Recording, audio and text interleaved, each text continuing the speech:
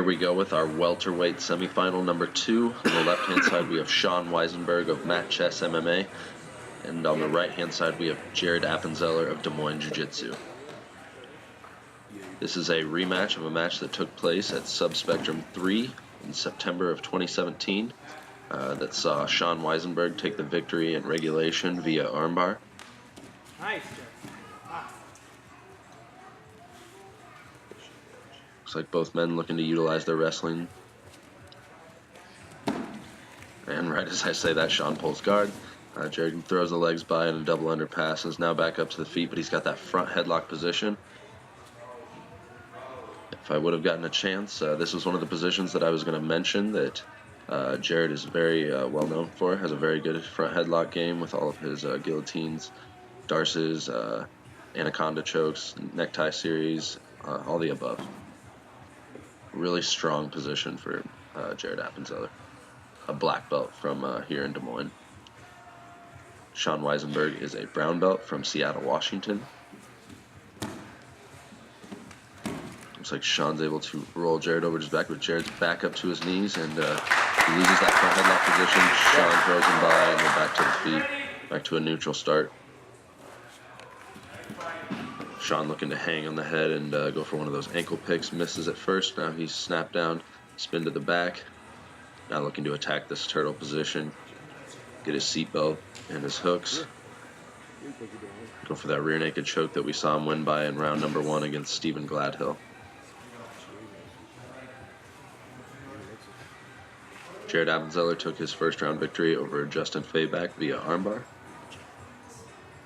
Both of these men with regulation submissions during their first matchup. Now meeting here in the semifinals, and Shawn is close to getting the back here, I believe. Looks like he's just a little bit low. Needs to climb up a little bit higher on the back, and you can see him using that free hand to push the legs down so he can get a second hook in.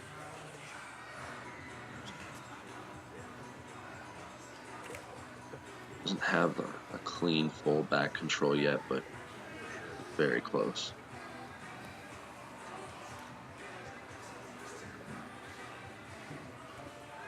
Jerrod's going to look to continue getting his shoulders flat, looking to get that left elbow and that left shoulder to the mat, turn into Shawn, either come up on top or create a scramble.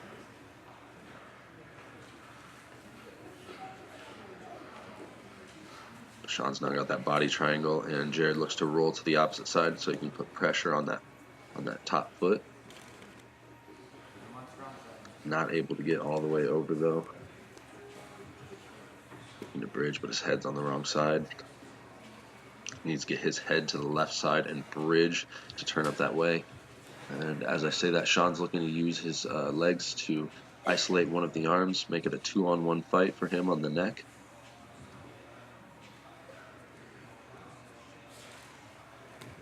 Looks like he does have that right arm isolated right now.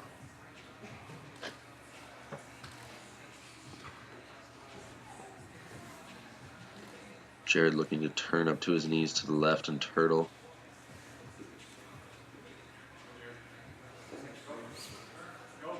And he does.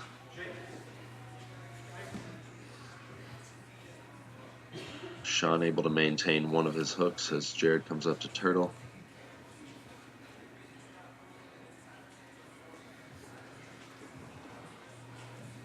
But now Shawn with both hooks in, driving those hips in, belly down. This is a really uncomfortable position for Jerrod Appenzeller.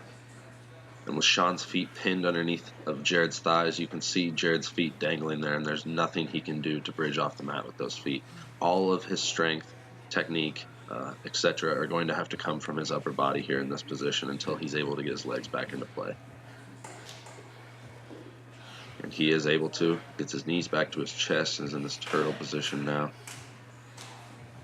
Shawn's able to get that second hook in again and just drive those hips in and flatten Jerrod out. See his legs flailing back and forth. There's not much his legs can do in this position. A really, really tough spot for him to be. And Shawn's going to look to just drill that fist in underneath the chin to get that rear naked choke.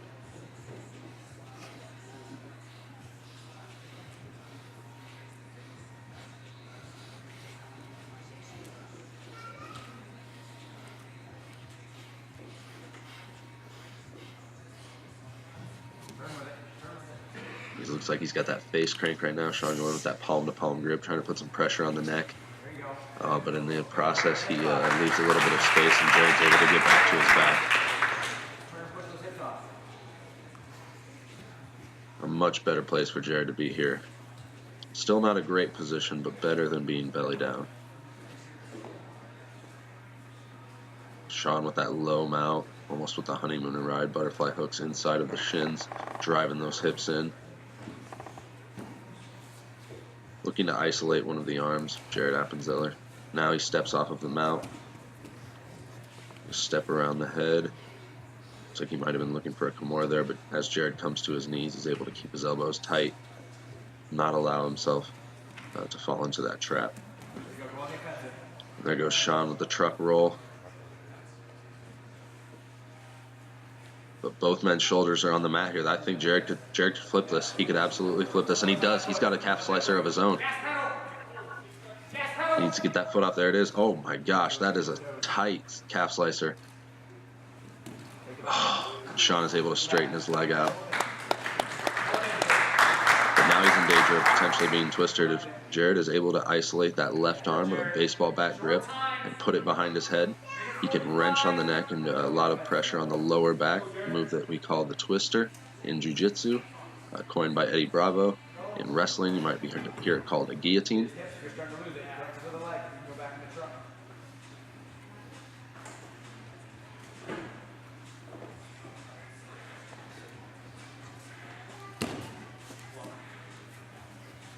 Shawn looking to get those shoulders flat, escaped his back position, and now we're back to him playing a little bit of guard. We're here on the edge. Referee Cliff Harris looking for a moment to reset the action in the middle.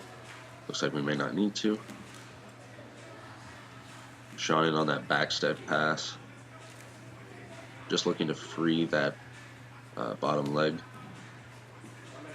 And he's out. He's past the guard of Jerrod Appenzeller. Now looking to isolate one of the arms. And in the process, Jerrod turtles, and this is another opportunity for Shawn to take the back. Position that we've seen him attack multiple times throughout this match. We saw him take Stephen Gladhill's back in the first round and finish by rear naked choke, so this is obviously a large part of Shawn Weisenburgh's grappling strategy. Passing the guard of his opponents, forcing them to turtle, and then taking their backs.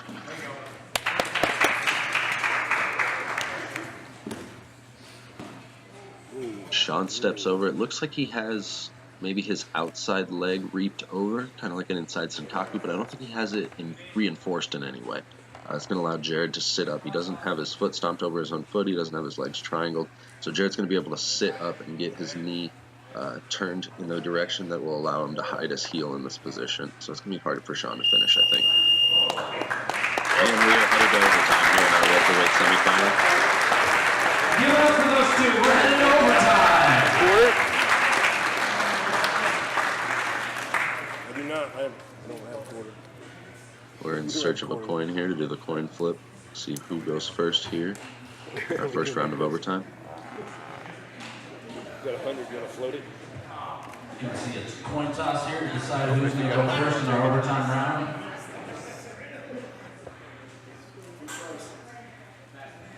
Jerrod elects to take the back in the first round of our overtime period.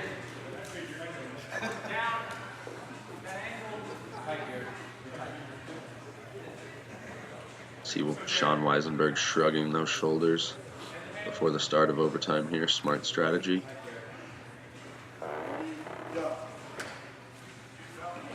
And it looks like Jerrod immediately wants to go to that body triangle. He is able to lock it.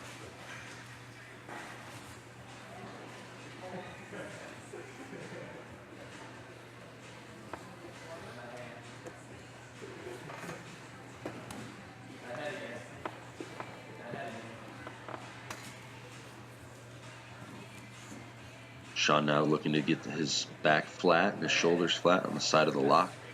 Jerrod's able to pull him over to the opposite side, though, and buy himself a little bit more time here in this overtime period to either get the finish or rack up a little bit of ride time.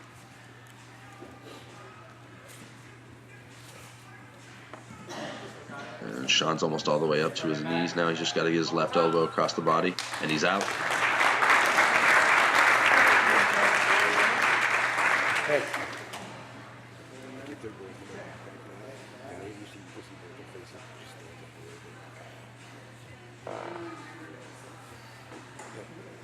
Looks like Shawn's going to elect to take the back here in the second half of our first round of overtime.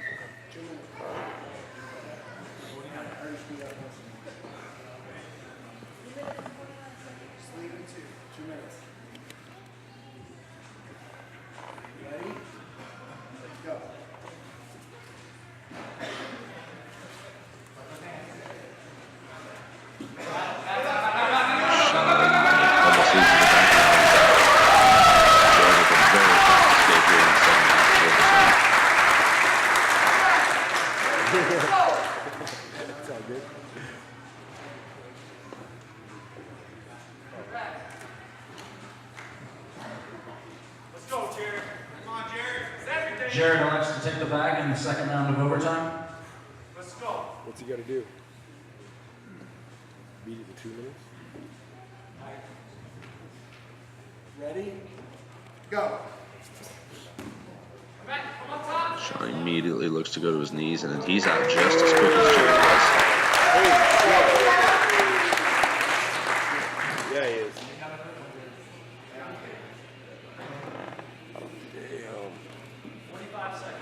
45 seconds. Come on, Jerrod. Jerrod Appenzeller will need to escape inside of 45 seconds if he wants to win this match. If Shawn is able to ride him out for 45 seconds or longer, he will be the winner and advance himself to our welterweight final.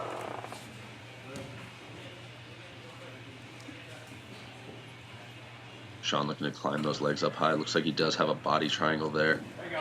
And as Jerrod switches to the other side, he's able to lock it up with the other. Looks like he might be underneath the neck here as Jerrod goes to his hands.